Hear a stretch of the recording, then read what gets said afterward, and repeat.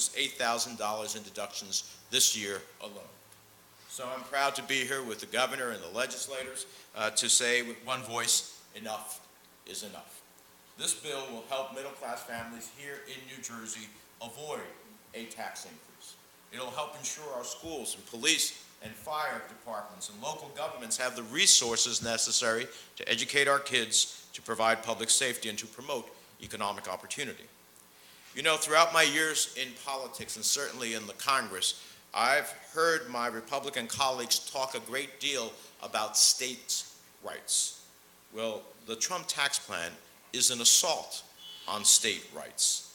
Historically, the SALT deduction has served as a way to encourage states to make critical investments in their people, investments that create economic opportunity and ultimately make them less reliant on federal assistance. But by capping SALT, Republicans have capped the rights of states to set their own tax policies and protect folks from double taxation. Now, I'm not going to tell you that the path ahead will be easy, but as the governor said, there are 33 other states, including from states that are not blue states. And therefore, any review of any such policy has to be a review of all such policies.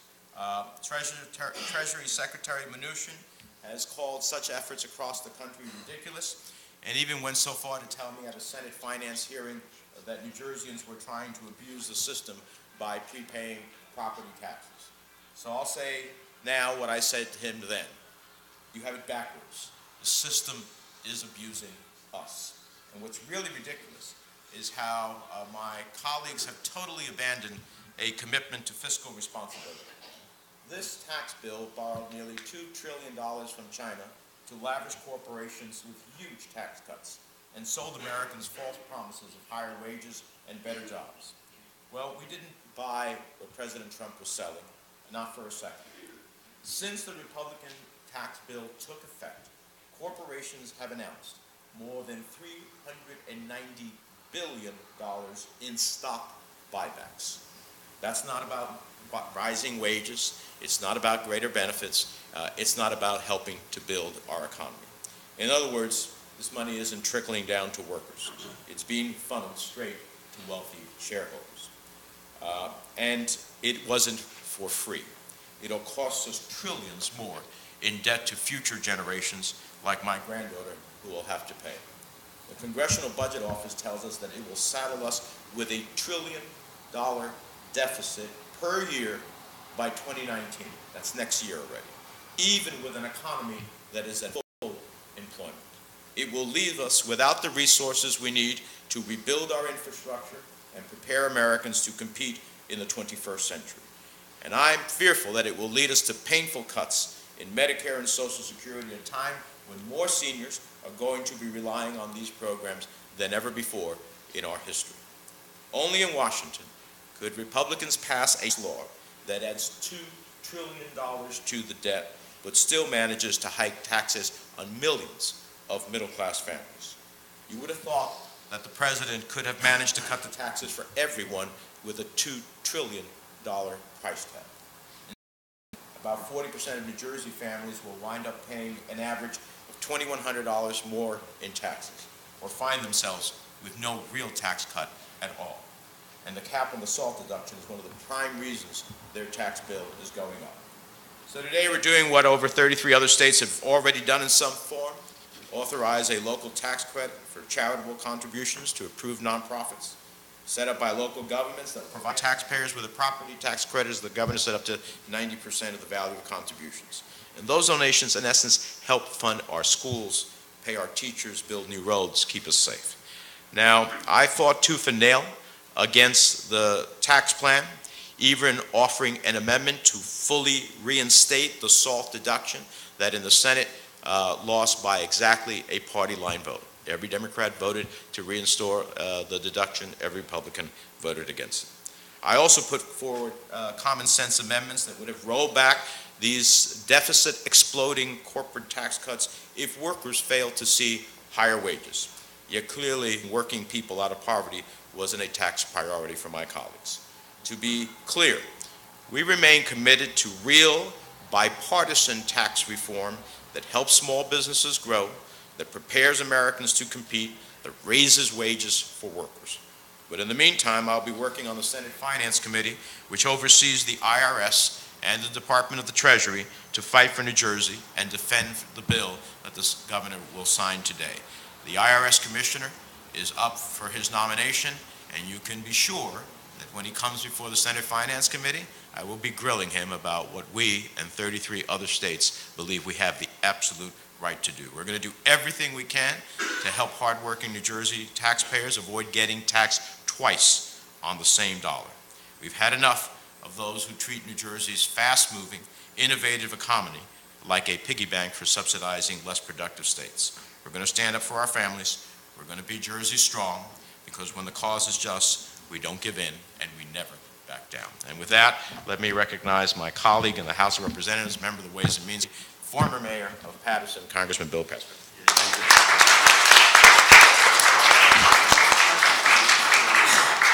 Thank you, Senator, the Governor, our two great state legislators up here, and our mayor. I'm very fond of this mayor. I know it's my district, but I got to be fond of everybody. But he's a great mayor. I don't say that lightly. He knows that. He knows how I feel about it, and I want to wish him the best. Thank you. Because in this issue, there is not Democrats and Republicans. If we don't come together, we're going to be shafted. I can't use any better word than that. So we ought to know what we're doing. We ought to be able to put things into perspective. This is my guiding rule. The overall economic frame should be that we want, all of us, an economy centered on the middle class and regular folks. And we don't need an agenda that favors powerful special interests at the expense of that middle class. I think that's pretty simple, understandable. So we're here today. Legislation that the governor is going to sign with the assistance of our two great state legislators is very important legislation.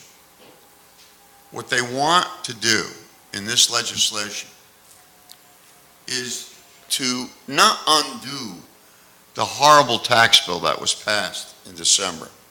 What they want to do is to try to make New Jerseyans a bit more comfortable as they face financial and fiscal problems in 2018 and in 2019, because it's going to get worse before it gets better.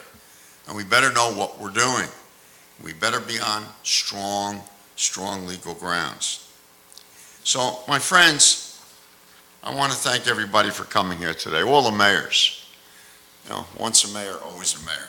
My family keeps on telling me that. But it's like once a teacher, always a teacher, you know.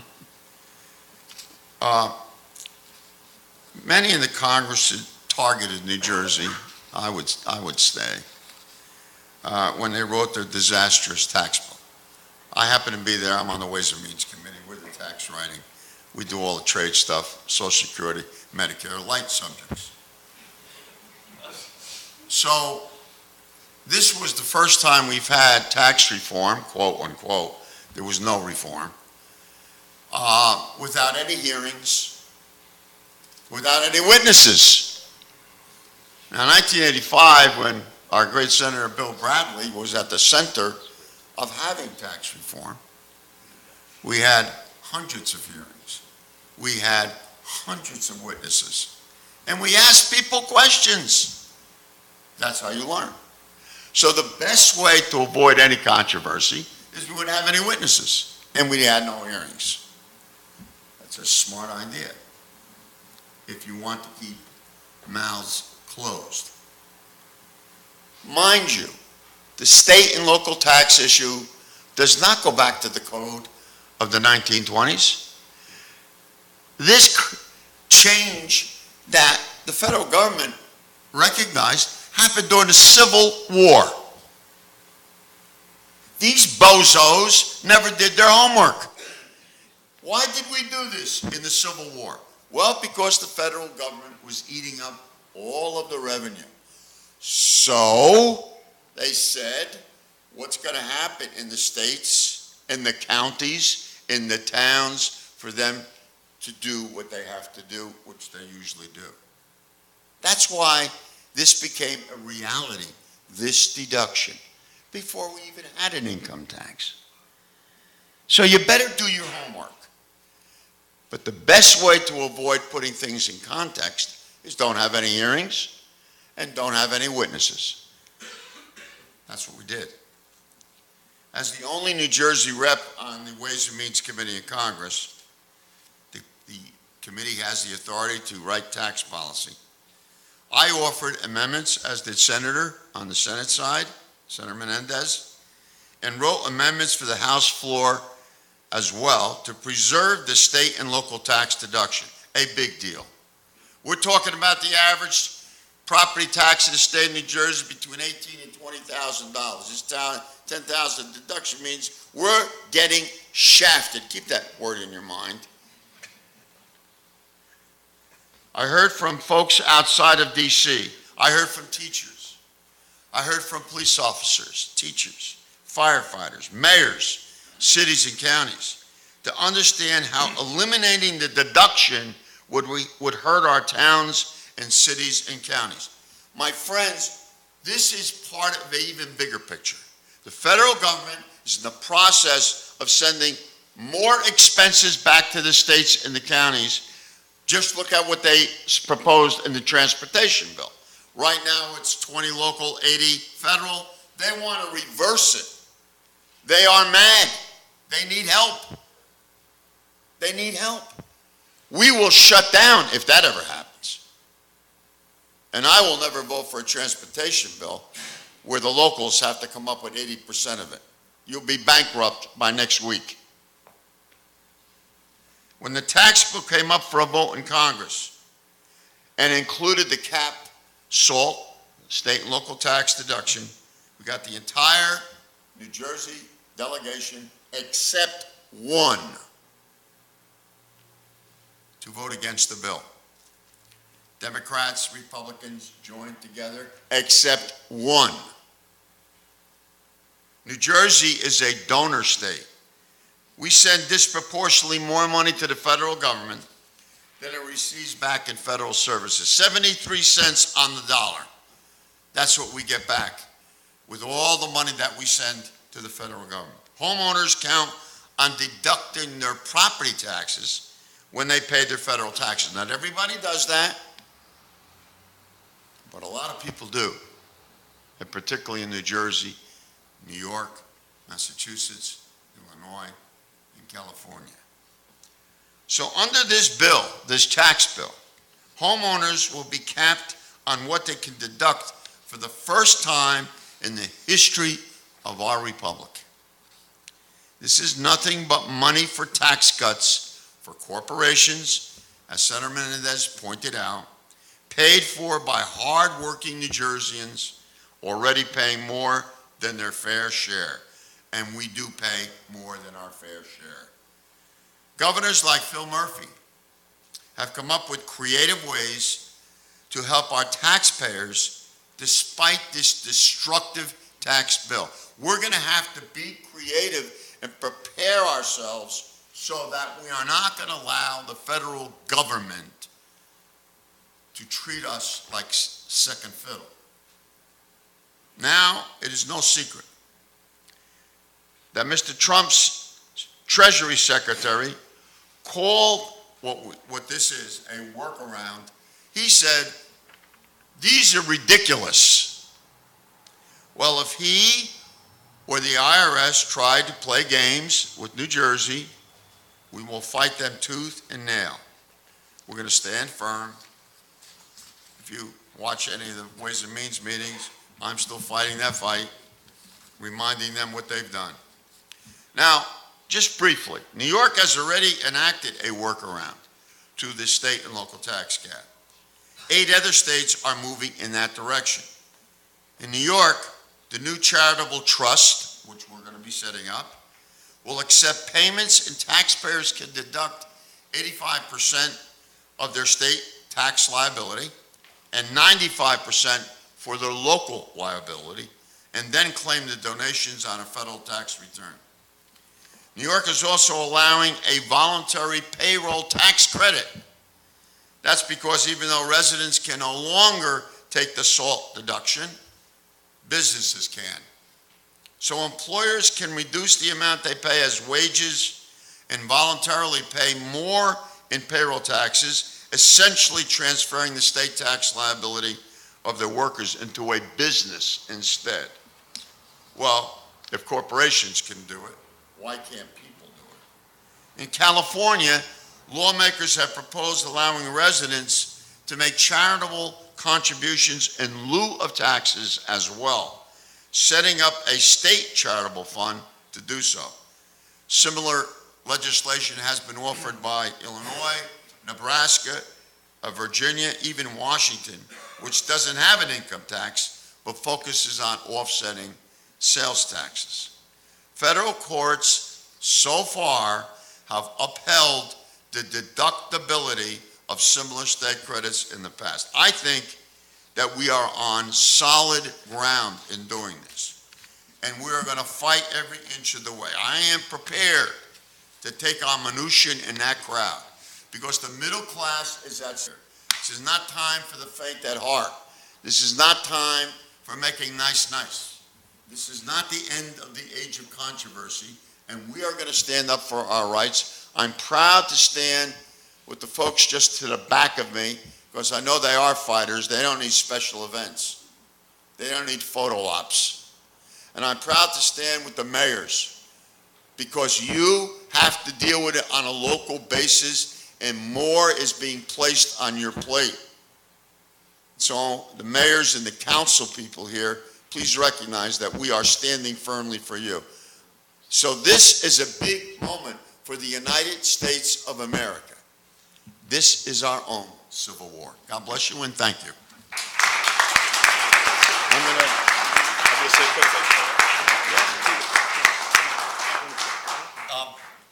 The mayor mentioned Freeholder Tracy Zura. I have to say Freeholder Tom Sullivan's joined us in the back, so good to see you, Tom. Who's chairman now? She was chairwoman. Introduction, and I just want to give a shout out to Mayor here in my district, East Rutherford, Mayor Jim Casella. We go back a long way. We actually were friends. Our families went together to school together. We actually ran against each other for assembly many years ago, and we've stayed friends, and we communicate, we talk, we get together over a glass of wine. Just a great guy and a great mayor, and East Rutherford should be thankful. Listen, you've heard it from the governor, you've heard it from our great Senator Bob Menendez, my Congressman Bill Pascrell, these two gentlemen in the federal government on the lines every day fighting for us here in New Jersey. I want to give a shout out to Congressman Gottheimer, who is not here, because after this came down from the federal government, Josh Gottheimer reached out to my office and said, "Are you, as a chairman of the budget, are you ready to go on this?" And he assembled a bunch of folks in Washington. We used his resources, his office and folks, and we worked diligently. We spent a lot of time crafting this legislation. We had a short period of time. We had to get it to the governor's desk in a short period of time. As the chairman of the Budget Appropriations Committee, you control the agenda. Makes it a lot easier, of course. We were able to get it through my committee and onto the floor of the Senate, where we were able to get great support and get it to the governor's desk. And you're going to hear from my colleague here, Assemblyman McKeon from District 27 in a moment, who handled it on the Assembly side with great speed as well. To put things in perspective, in my district alone, this will impact about 50% of the taxpayers here in my district alone. If you take the balance of Bergen County, where I was born and raised, and I am a mayor here for over 20 years, as you go north of here, that percentage will increase dramatically. That was high in some areas at 75, some communities 100% have been impacted by this SALT deduction. And to think, Bergen County, now we recognize this, we have some of the highest property values in the country. We pay the highest property taxes in the country as well. But we understand that. We live in a great place. We have great services, great police departments like the Borough of East Rutherford here, our proximity to Manhattan and jobs, and great schools and great healthcare institutions. But you heard it from our federal legislators. Bergen County residents are spending most of their dollars going right back to Washington. And to take this SALT deduction away from them, 75% of Bergen County residents, 50% in District 36, was like a kick in the teeth to them, quite frankly, from the federal government. From Republicans in Washington who did this to us.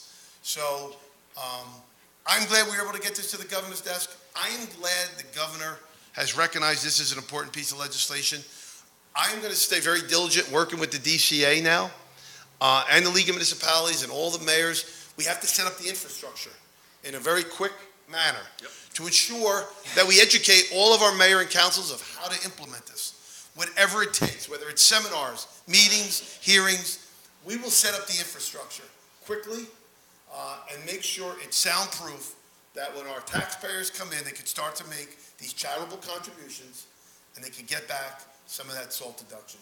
So thank you, Governor, for recognizing this issue. Thank you for signing my legislation.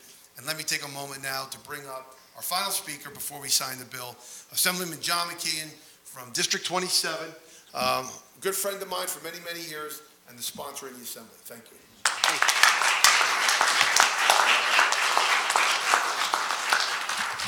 Are the cameras still on?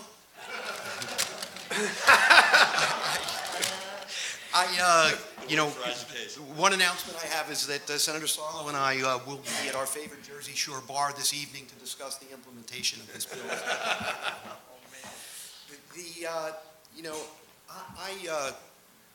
You can't believe that I'm actually here for this moment and what the reality is that has come out of Washington. And I just have to take a moment to indicate that all of us in the frustration that we must be feeling, at least it may be somewhat more palatable to have Senator Menendez, Congressman Pascarell, to be there, to speaking out, to be our voice, to channel the frustration that we're feeling. So thanks to you both for your service and for that part of what you do for us. I'm here from the 27th District, Paul. You mentioned and you were talking about the aspect and statistics of how it deals with all of New Jersey and the 41% of the folks that take that deduction. I want to bring it home. There's my Mayor DeLuca from Maplewood. Mayor, what's the number, the average property tax in your town? $15,000. In Livingston, that Mila and I represent, it's $15,000. In South Orange, it's $17,000. This is so hurtful to the entire state, and in particular in some districts up in the northern part of the state where the property happens to be more valuable. But that's the worst of this. I give everybody a little homework. You in the press, the local realtor, and say, I want to list my house. And ask them the impact on the value of your house. Forgetting about what's going to come out of your pocket and not being able to take that deduction. My realtor told me 10%. And I bet your realtor will tell you the same. So if your house is worth $500,000 within the market, which isn't a crazy number, that's $50,000 right off the top that you've lost. Governor, I much applaud your efforts to try to blunt some of the pain. I know that there's legislation that's moving, that's at your initiative, concerning taking New Jersey's ability to deduct property taxes from $10,000 to $15,000, and I hope that that law will be signed soon, and applaud that. And I applaud you for giving us not only your support, but the talent of the Attorney General, who will most certainly be at the forefront, as he is in a lot of social justice issues and ones that bring equality in defending this legislation. This point in our history reminds me of a point that happened about 250 years ago. Peter Muhlenberg, known as the Preacher Patriot, just on the other side of the Delaware River in Bethlehem, at one particular day in 1776, as he was before his congregates, said, there's a time for words, and then there's a time for action. And with that statement, he took off his preacher's robe and donned a military uniform and went ahead to be one of the leaders of the Pennsylvania militia and, of course, the Continental Army. Well, New Jersey was the place that was the crossroads of the Revolution. And in the spirit of that kind of action, Governor Murphy, thank you for signing this legislation that will be our bold maneuver, our time for action beyond words. Thank you all very much.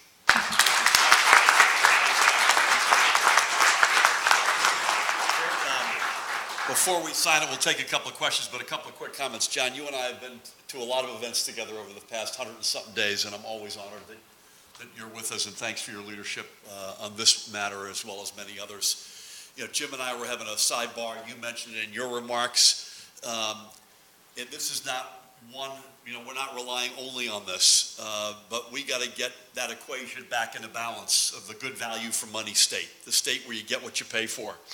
And Jim and I were having that.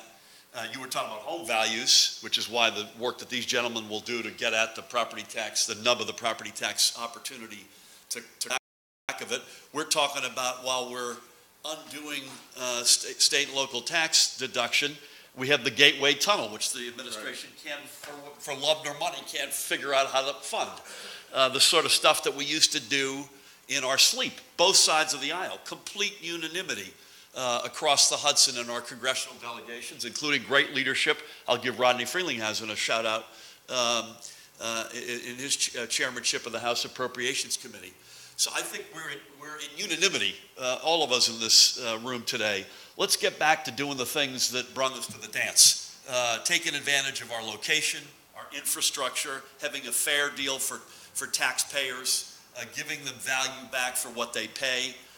That's the sort of, not just the essence, but it's the particular essence of this great state. I want to thank everybody again, not just for coming today, but for this august group that I'm joined by up here in particular. Mayor, thanks so much for hosting us. We're longer than we thought we would be, so we'll take a couple of questions. Keep them short, and I'll give you short answers, please. No. Sorry.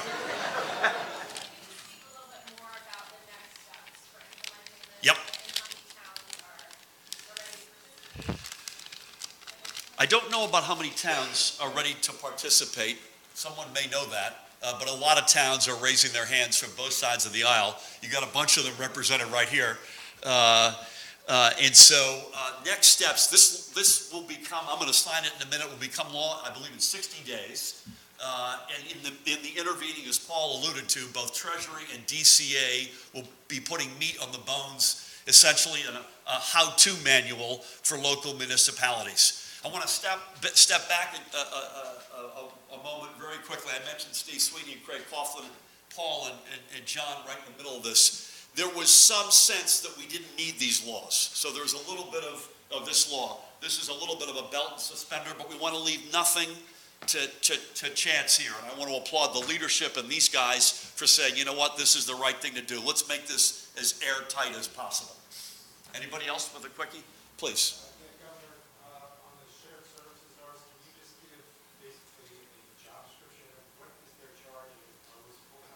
Yeah, I'll give you a quick one because it's also evolving. I'm incredibly honored that both Nick and Jordan, Pratt and Glatt, by the way, it's not intended that we would get two guys whose names rhyme, by the way, but it is one of the sidebar benefits. They're former mayors, they're good friends, they're from across the aisle, but they've got respect from all circles around the state. They have done it. They've lived the life that these guys, other than myself, have all lived as mayors. The general theory is let's not let a good crisis go to waste. We think there's an opportunity here to do some things, and there's appetite to do some things that have not maybe existed in the past.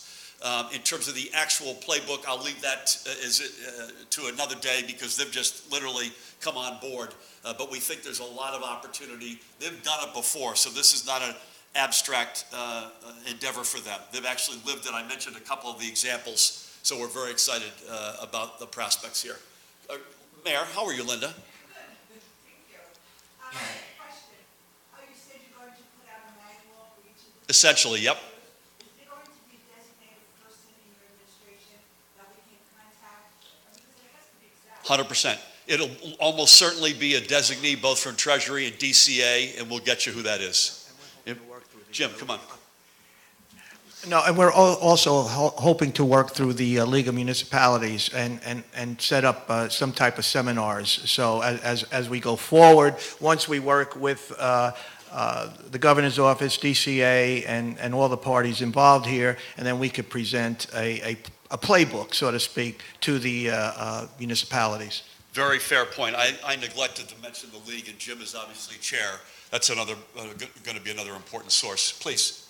There are some taxpayers who are concerned that they might be penalized by the IRS if they take advantage of this.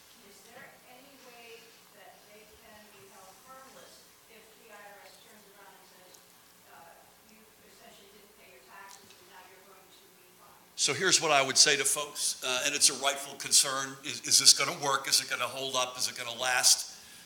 This is our strongly held belief. And as was mentioned, I think, by both Congressman and Senator, we've got a Treasury Secretary who's been pretty clearly sparking out some talking points, even though it's not his decision, by the way, that are counter to this endeavor. So folks rightfully say, hey, wait a minute, am I going to get trapped in this? It is our deeply held opinion, and I think you guys would join me on this, that if the IRS were to have to reconsider or review our situation, they would have to reconsider and review the other 33 state precedents that are out there. And as Senator Menendez and I were commenting, that is a majority of red state precedent. It's not entirely for this, but a lot of them are too. For whatever reason, somebody's got some issue with public education. They want to send their kid to a private school and get the same deduction that they otherwise would have inherently gotten inside of their property tax bill. That's a bunch of those states. We think they would have to do all those other precedents. That's a pretty tall mountain to climb. I think with that, Tom, you're going to say something, Sully? Thank you all. Come on, guys.